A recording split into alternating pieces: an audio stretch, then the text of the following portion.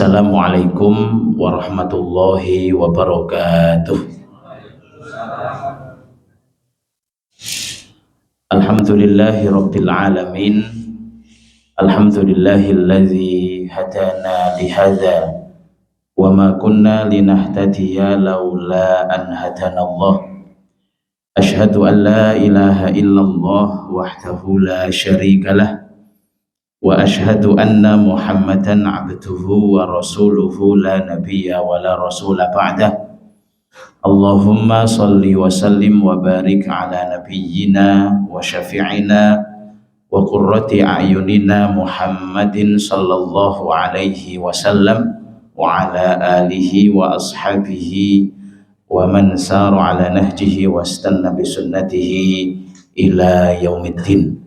Rabbi shrah li sadri wa yassir li amri wahlul 'uqdatam min lisani yafqahu qawli. Amma ba'du.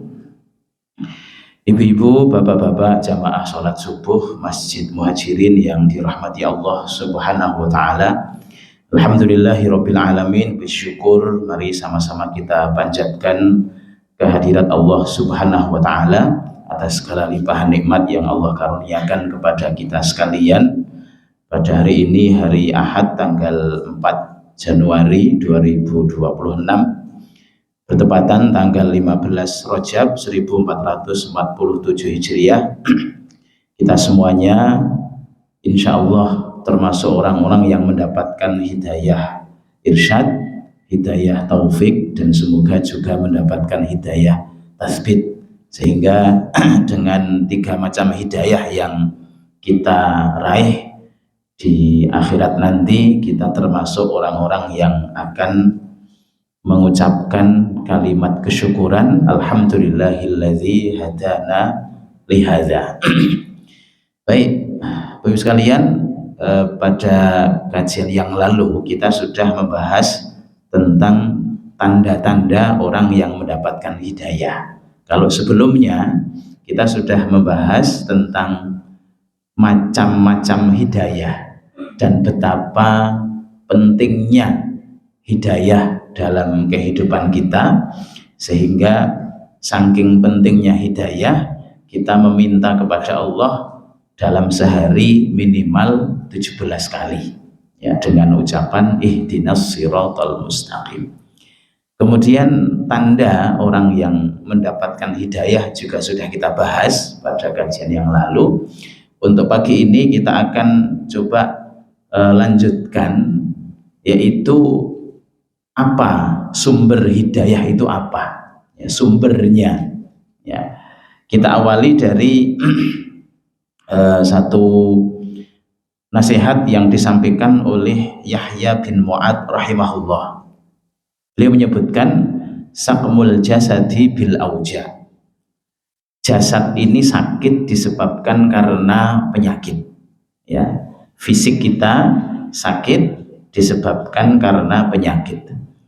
Wa saqmul qulubi bidzunub, dan hati bisa sakit disebabkan karena dosa. Kalau jasad kita sakit karena penyakit, kalau hati bisa sakit karena perbuatan dosa. Fakama la yajidul jasadu ladzatat ta'am 'inda saqamihi, sebagaimana jasad yang sedang sakit tidak bisa merasakan lezatnya makanan. Masih ingat semua ketika sedang sakit gimana rasa makanan itu? Ada yang pahit, ada yang sepok, ada yang sama saja. Kawan saya beberapa tahun yang lalu ketika corona, musim corona, itu saya ajak makan, ya, makan di satu tempat makan. Ketika sedang makan itu, ya, kuahnya tengkleng, warnanya kuning itu, sama wedang jeruk itu rasanya sama katanya. Kok podo wae, bareng ngombe wedang jeruk terus makan kuahnya tengkleng, kok podo rasanya. Ya karena sedang sakit dia, ya. Jadi tidak bisa menikmati lezatnya makanan ketika jasad sedang sakit. Tapi di masyarakat kita justru menawari menawarkan makanan-makanan yang enak justru ketika sedang sakit. Nah, ini harus dirubah ya. Menawarkan yang enak itu ketika sedang sehat. Nah, begitu. Nah, fakadzalikal qalbu la yajidu halawatal ibadati ma'adz-dzunub. Demikian juga hati ketika sedang sakit tidak bisa merasakan lezatnya ibadah. Yang sebenarnya itu hidayah. Ya, sebenarnya hidayah, tapi karena sedang sakit hatinya akhirnya merasa itu beban. Ya, gitu. Nah, maka dari nasihatnya Yahya bin Mu'ad ya, bahwa jasad itu sakit karena penyakit, hati itu sakit karena dosa. Sebagaimana jasad yang sedang sakit tidak bisa merasakan lezatnya makanan, maka hati yang sedang sakit pun tidak bisa merasakan lezatnya ibadah. Berarti untuk untuk mendapatkan hati yang sehat ya, selalu ada nutrisi ya, selalu terjaga ya, maka kita harus tahu apa yang menjadikan hati itu sehat, yang menjadikan hati itu selalu mendapatkan nutrisi, sebagaimana vitamin-vitamin yang selalu kita perhatikan untuk menjaga kesehatan jasad kita ya. Disampaikan oleh Ibrahim Al-Khawwas ya, beliau menyebutkan tips agar hati itu selalu dalam keadaan sehat ya. Beliau menyebutkan dawaul qalbi khamsatu asya. Obat hati atau penawar hati, nutrisi hati ada 5 hal. Ini yang sering kita dengar, sholawat tombok hati itu ya. Ya, tombok hati itu ada berapa? 5 perkara nih. Ini sebenarnya wejangannya Ibrahim Al-Khawwas. Dari 5 hal yang akan menyehatkan hati atau selalu mendatangkan nutrisi untuk hati, ternyata yang pertama adalah, kalau dalam tembangnya itu kaping pisan napa niku, maca Quran lan maknane. Nah, dari penjelasan Ibrahim Al-Khawwas ini, yang pertama adalah qiraatul Qur'ani bit tadabbur. Membaca Al-Qur'an dengan maknanya. Ya, membaca Al-Qur'an dengan maknanya. Berarti sumber hidayah itu adalah Al-Qur'an. Ya. Dulu kita sampaikan pentingnya hidayah dalam hidup kita. Kemudian macam-macam hidayah. Ya, ada orang yang hanya mendapatkan hidayah irsyad tok. Contohnya pagi ini orang yang dengar adzan subuh banyak enggak? Banyak. Lah yang dengar adzan subuh itu orang yang dapat hidayah irsyad. Kemudian orang yang dengar adzan kemudian ke masjid, itu kira-kira banyak enggak? Ya enggak banyak, lebih banyak yang dengar tok. Ya, yang dengar banyak, tapi yang dengar terus datang lebih sedikit. Kemudian yang dengar adzan kemudian datang ke masjid dan istiqomah menjaga ke masjid terus sampai akhir, lebih sedikit lagi ya. Nah, itulah hidayah irsyad, hidayah taufik, dan hidayah tasbit. Terus tanda orang yang dapat hidayah ya, diantaranya waktu itu kita sampaikan hatinya lapang untuk Islam. Hatinya lapang untuk Islam, tidak pernah memiliki penyakit-penyakit hati kepada sesama muslim. Nah, sekarang sumber hidayah, seseorang akan mudah untuk mendapatkan hidayah ketika hidupnya berinteraksi dengan Al-Qur'an. Dzalikal kitabul la raiba fih. Terus apa? Hudal lil muttaqin. Al-Qur'an itu huda, petunjuk, sumber hidayah bagi orang yang bertakwa. Nah, maka qiraatul Quran bitadabbur ini ya, membaca Al-Quran dengan maknanya ini tentu saja menjadi sesuatu yang sangat utama ya, sesuatu utama, sesuatu yang sangat penting sekali dan merupakan sumber hidayah. Ya, kalau pengen dapat hidayah, dekati sumbernya. Sumbernya apa? Al-Qur'an. Ya, itu. Kemudian berinteraksi dengan Al-Quran itu memang langkah awal untuk mendapatkan ketenangan, mendapatkan nutrisi hati. Di dalam surat Yunus ayat 57 Allah menyebutkan, ya ayyuhan nas qad ja'atkum mau'izatum mir rabbikum. Wahai manusia, telah datang kepada kalian mau'izah. Mau'izah itu nasihat, kemudian arahan, kemudian wejangan. Ya, orang yang sakit datang ke dokter mendapatkan nasihat dari dokter, itu mau'izah namanya. Ya. Kira-kira orang yang sedang sakit kemudian mendapatkan arahan dari dokter, sing maido niku enten mboten Bu? Ya. Enten mboten? Maido karo nasihat dokter, dia sedang sakit kemudian periksa ke dokter, dapat nasihat dari dokter, niku kira-kira ngandel mboten? Ngandel nggih, nurut mboten? Nurut. Ya. Padahal dokter itu kan manusia juga, bisa salah bisa benar, tapi nurut dengan nasihat dokter. Kenapa? Karena ingin sembuh. Sami'na wa ata'na dengan mau'izahnya dokter. Padahal dokter itu manusia, bisa salah bisa benar. Pak, jenengan kudune makan buah-buahan. Nggih dok, nurut ya. Lebih baik lagi kalau buah sama kulitnya. Nggih dok. Jenengan senangnya buah apa? Durian dok. Aduh, durian karo kulitnya piye?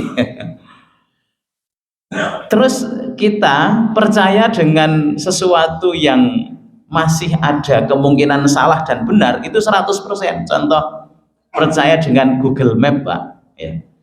Masih saja ya, Google Map itu kadang-kadang ya salah, kadang-kadang ya benar. Tapi ketika kita sudah yakin, ya, oh sudah ikut aja kanan. Saya pernah Karanganyar itu, jadi ya wis rada ngerti. Tapi mergane Google Map yang arah kanan ya kalau kanan gitu. Ya kanan terus kiri. Begitu kok tembus, lho sing mau. Jadi aku ya wis ngerti lewat kono ya. Itu. Tapi untuk mau'izatum mir rabbikum, nasihat dari Allah, kadang-kadang kita setengah-setengah. Ya. Kurang yakin, yakinnya kurang ya. Itu jadi Al-Qur'an adalah mau'izatum mir rabbikum, nasihat dari Allah. Kemudian wasyifaa'ul lima fis sudur, obat untuk penyakit hati. Tadi kita sampaikan di awal, hati kalau sakit ya tidak akan bisa merasakan lezatnya ibadah. Lah obat hati itu adalah Al-Qur'an, syifaa'ul lima fis sudur. Ya. Kemudian apa? Wahuda, dan petunjuk. Sumber hidayah ya Al-Qur'an ini. Wa rahmatul lil mu'minin, ya, dan rahmat bagi orang-orang mukmin. Jadi Bapak Ibu sekalian, jamaah yang dirahmati Allah Subhanahu wa taala, sumber hidayah adalah Al-Qur'an.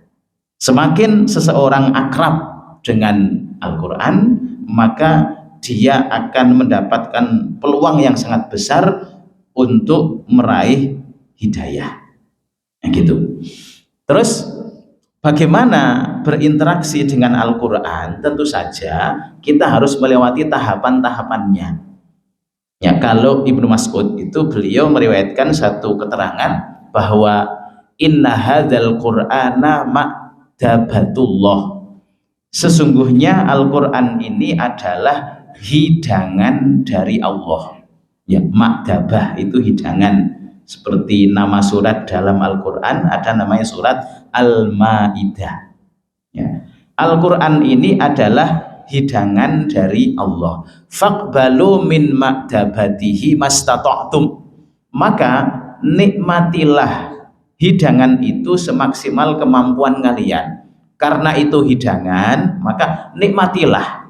Nah, pertanyaannya, kita sudah menikmati belum dengan Al-Qur'an itu? Ya, saya pernah bertanya sama ibu-ibu yang ada di daerah Jombor sana, ya. Bu, misalnya jenengan jam 4 sampai jam 5 sore itu nyekel HP, kira-kira rasanya cepet atau lambat? Waktunya itu terasa cepat atau lambat? Cepet apa suwe? Jari ini cepet banget ya. Jam 4 atau jam 5 sore nyekel HP, jari ini cepet. Terus sekarang kalau diganti jam 4 sampai jam 5 sore jenengan nyekel Quran terus diwoco, kira-kira rasanya cepet nopo suwe? Oh suwe jari ini, padahal sama-sama 1 jam ya. Saat megang HP scroll, kok jam 5 kurang seperempat ya. Tapi ketika membaca Al-Quran misalnya dapat 1 halaman, lihat ke jam lagi, kok baru jam 4 10 menit ya. Perasaan wis suwe. Berarti dengan HP kita sudah bisa menikmati, tapi dengan Al-Quran masih berusaha untuk menikmati. Ada seorang ulama ditanya oleh anak muda, wahai Syekh, tolong gambarkan kepada kami bagaimana keadaan ulama salaf atau keadaan orang-orang dulu, kebersamaan mereka dengan Al-Quran ya. Wahai Syekh, tolong gambarkan kepada kami bagaimana kebersamaan orang-orang dulu dengan Al-Quran. Jawabnya itu gampang sekali. Nah, orang-orang dulu bersama Quran seperti orang sekarang bersama HP. Menunggu jawabannya. Coba sekarang, zaman sekarang tuh orang kalau nggak megang HP gimana rasanya, Pak? Atau bepergian HP ini ketinggalan, pripun rasanya itu? Wah, nek sing kurang tuh nih, ya. Atau bepergian gawa HP baterai ini harap entek, ya. Orang gawa power bank, gelisah kan? Jadi kebersamaan orang dulu dengan Al-Quran sama seperti kebersamaan sekarang dengan HP. Ya. Nah, jadi kalau kebersamaan orang dulu bersama Quran seperti kebersamaan sekarang dengan HP, kan semua orang menikmati HP sekarang itu ya.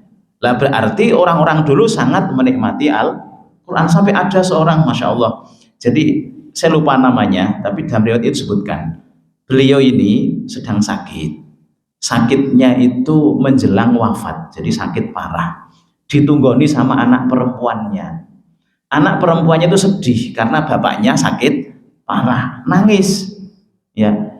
Dia nunggoni terus nangis. Bapaknya ini yang sedang sakit ini justru ngeyem-yemi anake.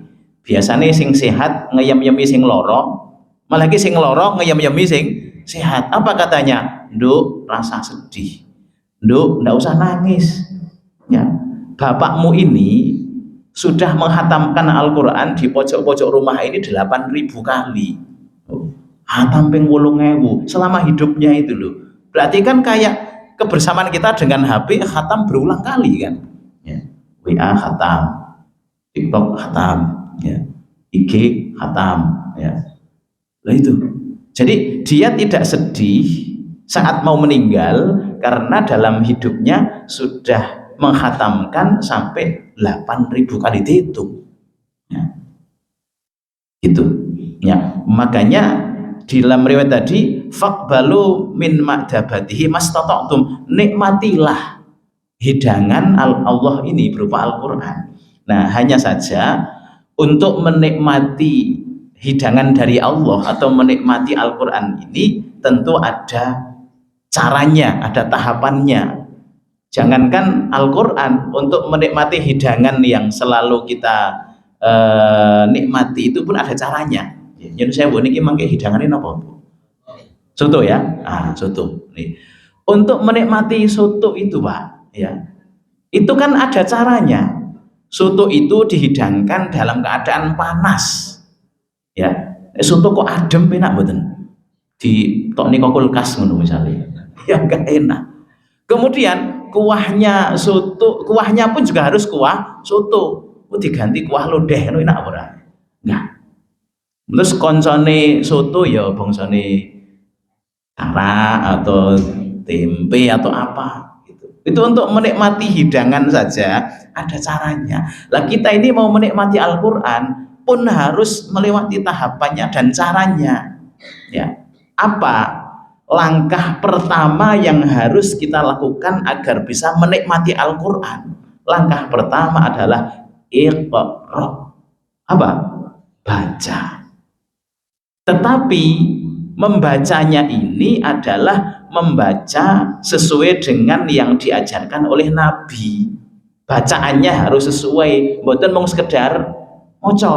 Karena kalau sekedar baca, ya itu tidak mempelajari cara membaca, khawatirnya bacaannya salah. Ya. Dan ternyata kalau bacaan salah akan mempengaruhi makna. Itu tidak hanya Quran, Pak.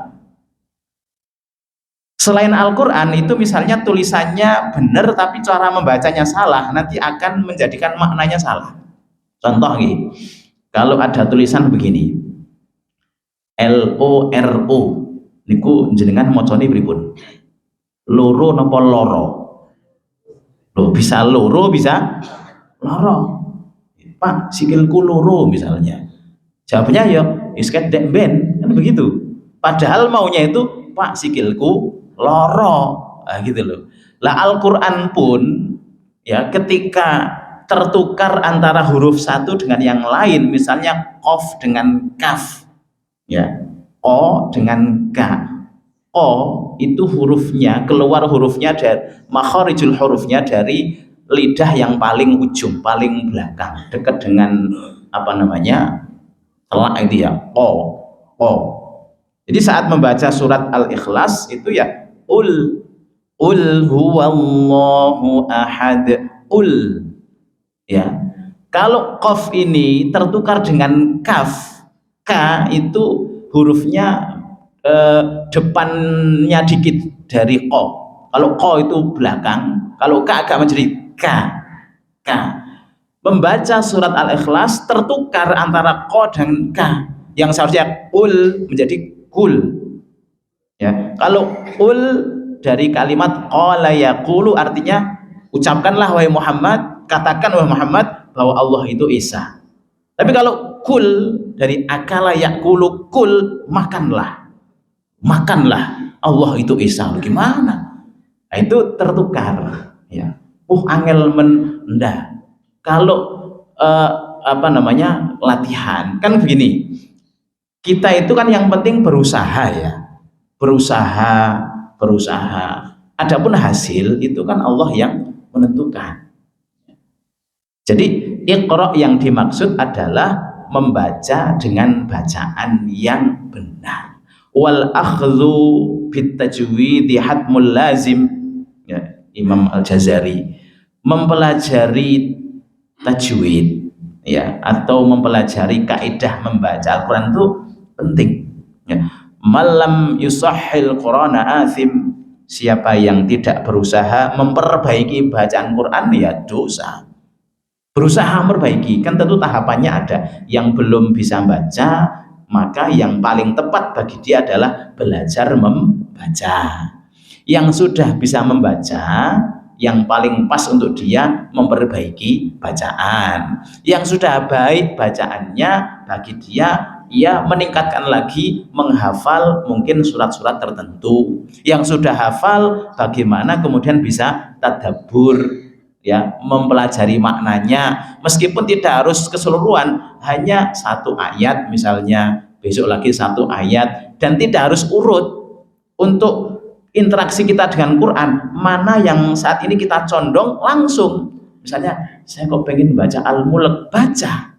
Rasah nunggu, Al-Mulk kan nggak urut, juz 29, padahal aku kayak juz loro, ya akhirnya nggak sampai-sampai. Jadi mana yang saat itu kita cenderung dengan Al-Quran itu langsung, ya, seneng surat Ar-Rahman, baca, seneng surat Al-Waqi'ah, baca, nah, gitu loh. Jadi mana ketika hati kita itu cenderung ke salah satu ayat atau surat, langsung, nah gitu, ya kalau mau urut ya bagus, tapi itu bukan jadi syarat harus urut, ya. Jadi untuk menikmati Al-Quran tahapan pertama adalah iqra, baca. Dan ini membaca Al-Quran, di sini sudah ada setiap ba'da maghrib, ya. Biasanya bapak-bapak ba'da maghrib, ya. Itu harus ada guru musyafahah. Rasulullah itu membaca Al-Quran langsung diajari oleh Jibril, ketemu langsung. Karena kalau ketemu langsung itu biar bisa tahu ini ucapan yang benar dan melihat, sehingga ada satu bacaan dalam Al-Quran yang tidak bisa dipraktekkan oleh orang buta. La yudrikuhul makfuf, orang yang buta nggak bisa baca dengan bacaan yang benar, yaitu bacaan yang mana ismam dalam surat Yusuf, ya, ada namanya ismam. Ismam itu artinya membaca membaca tadi ayat tadi itu dengan memonyongkan bibir tapi suaranya enggak. Qalu ya abana malaka la ta'manna. Jadi la ta'manna, monyong tok, ya. Oh, itu kan agak melihat kan nggak mungkin bisa, ya, gitu. Ya. Belum lagi nanti masalah wakaf, Pak. Wakaf itu kan berhenti. Kan di dalam Al-Quran ada tuh, ini berhenti, lebih baik berhenti, lebih baik lanjut, dilarang berhenti, harus berhenti. Itu untuk apa? Kita kalau bicara atau membaca. Meskipun bacaannya benar, tapi kalau koma dan titiknya nggak tepat, nanti akan berubah makna. Gimana?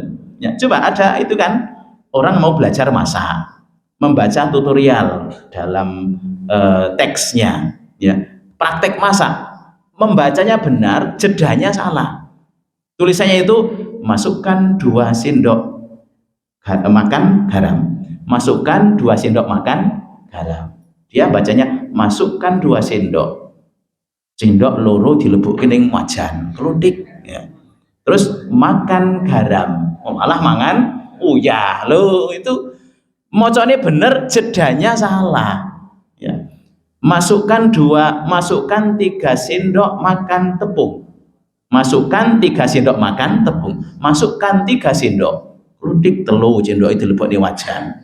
Terus apa? Makan tepungnya dipangan. Nah gitu, ya. Atau kalau dulu ada di Sukoharjo itu 2015 atau 16 kalau salah, ada baliho besar ajakan untuk KB itu loh, ya. Tulisannya itu 2 anak lebih baik, dengan ada simbol gini kan, 2 anak lebih baik. Itu cara baca yang tepat, 2 anak lebih baik. Kalau jedanya salah, 2 anak lebih baik. Ya gimana itu jadinya? 2 anak lebih baik, 2 anak lebih baik. Ya dulu saya bacanya salah itu, Pak. Jadi jadinya 5. Gitu ya. Jadi levelnya masing-masing. Jadi kita tahu diri kita. Saya itu sampai mana toh? Oh, saya itu belum bisa baca. Ya sudah, baca. Ya, saya sudah bisa baca, belum lancar, dilancarkan dan memastikan bahwa kita ini belajar Al-Qur'an ketemu langsung dengan guru, musyafahah. Ya, itu. Kemudian yang berikutnya, Bapak sekalian, ya, bahwa membaca Al-Quran ini, ya, di mana Al-Quran adalah tadi kita sampaikan sumber hidayah, ya. Ketika seseorang tidak perhatian dengan Al-Quran, ya, itu nanti akan dilaporkan oleh siapa? Rasulullah lapor kepada Allah, ya. Di dalam surat Al-Furqan ayat 30 disebutkan, wa qala ar-rasulu ya rabbi inna qaumi ittakhadhu hadzal qur'ana mahjura. Dan Rasul, ya, berkata, ya Allah, jadi kayak lapor gitu, ya Rabb, wahai Allah, inna qaumi, sesungguhnya umatku, ittakhadhu hadzal qur'ana mahjura, menjadikan Al-Qur'an ini apa? Mahjura, sesuatu yang didiamkan, dihajar. Nah, mendiamkan Al-Quran itu nanti akan dilaporkan oleh Rasulullah, ya. Kita ini mau cari syafaat, pengen dapat syafaat, ya, tapi malah dilapor ke polisi, lah wedi to Bu, awake dhewe dilapor ke polisi, takut ini dilaporkan kepada Allah. Nah, mendiamkan Al-Quran itu dalam tafsir Ibnu Katsir diantaranya min hajranihi wal udul anhu ila ghairihi min syi'rin au qaulin au ghina. Termasuk mendiamkan Al-Qur'an adalah apa? Lebih mementingkan selain Quran. Jadi Al-Quran itu tidak diprioritaskan. Jadi maca Quran urung iso, malah sibuk dengan yang lain. Dulu pernah ada calon guru di Baitul Hikmah yang datang terus melamar untuk menjadi guru bahasa Inggris. Waktu itu kan membuka lowongan. Ya kalau guru bahasa Inggris kan tentu saja tesnya kan bahasa Inggris. Tapi saya ikut mewawancarai, tesnya itu tak kon maca Quran. Jadi baca Quran dulu. Jadi dia datang, ketika diwawancarai bahasa Inggrisnya bagus. Wah, silahkan ngomong tentang silahkan ngomong bahasa Inggris. Ngomong, wah masya Allah. Ya saya paham bahwa itu bahasa Inggris gitu ya. Kalau artinya saya nggak ngerti karena saking fasihnya itu. Nah, bagus ini. Terus saya ambilkan Quran. Silakan Mbak dibaca. Buka juz 28, goleki bingung, goleki juz Al-Mujadil lu bingung, wah gemetar. Bar ketemu macane la haula wala quwata illa billah, amburadul Pak. Jadi kan ya Allah ini Inggrisnya sampai saya nggak paham, ngertinya cuma itu bahasa Inggris gitu ya, tapi Qurannya tidak dapat ya. Nah ini kan artinya mengutamakan yang lain daripada Al-Quran ya. Bahkan di beberapa hari yang lalu saya tuh dapat membaca berita, entah salah benarnya, 58% guru agama di sekolah dasar itu urung iso maca Quran. Coba kayak piye gitu ya. Jadi kan ya itu makanya mari terutama ini sudah bulan Rajab nih. Jadi Rajab itu disebutkan Rajab itu syahrun lizar'i, bulan untuk menanam. Sya'ban bulan untuk apa? Lisaqyi zar'i, untuk menyiram. Kemudian wa Ramadan syahrun lihasadi zar'i, bulan untuk panen. Ya, maka ya Rajab ini kesempatan bagi kita untuk lebih meningkatkan dalam berinteraksi dengan Al-Quran. Karena Ramadan itu, mulianya Ramadan karena diturunkan pada bulan itu Al-Quran. Jadi Ramadan itu mulia karena ada Al-Quran gitu loh ya. Maka sumber hidayah adalah Al-Quran ya. Kalau ingin dapat hidayah ya mari kita dekati sumbernya. Untuk mendekati sumbernya, untuk menikmati sumbernya, lakukan tahapannya. Yang pertama adalah Iqra, membaca, tapi bagaimana bacaan kita ya mendekati. Ya jangan mencukupkan diri, aku wis ngene wae rapopo, enggak. Tetap ya meningkatkan terus. Ya, saya kira itu Bapak Ibu sekalian ya, sumber hidayah adalah Al-Qur'an ya. Dan untuk kajian bulan depan itu Februari sudah mau Ramadan ya. Tapi mungkin masih sekali lagi, mungkin kita tuntaskan lanjutan dari pembahasan ini insyaallah tentang Al-Quran ya, sebelum nanti kita akan menyongsong masuknya bulan Ramadan. Saya kira itu mudah-mudahan menjadi pengingat untuk diri saya dan kita semuanya, dan semoga Allah mudahkan kita semua untuk selalu berinteraksi, bermuayasyah ya, dekat dengan Al-Quranul Karim. Demikian, dan mohon izin saya tidak bisa ikut menikmati soto ya. Jadi harus ngerti soto, cuma karena ini saya ada acara jadi harus mengejar waktu. Aku qouli hadza wa astaghfirullah li wa lakum, subhanakallahumma wa bihamdika asyhadu an la ilaha illa anta astaghfiruka wa atubu ilaik. Wassalamualaikum warahmatullahi wabarakatuh. Waalaikumsalam.